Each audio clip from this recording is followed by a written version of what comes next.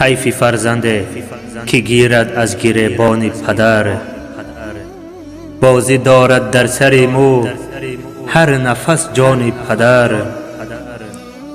حیف فرزنده که نمی گیرد پندش را به گوش، رو بتابد هر زمان از امر و فرمان پدر.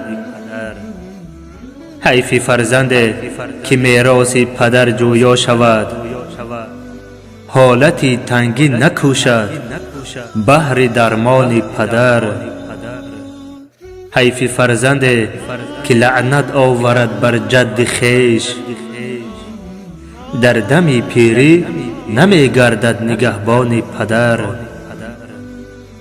حیف فرزنده که اندر شهر و ده زندگی، می شود سرچشمه ای دو چشم گریان پدر.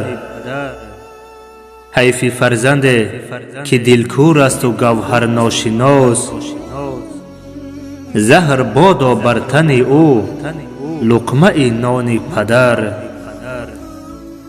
حیف فرزنده که از علم پدر بی بهره ماند، قدر ننماید میان خلق عرفان پدر. هر پسر که شاد باشد خلق از افعال او،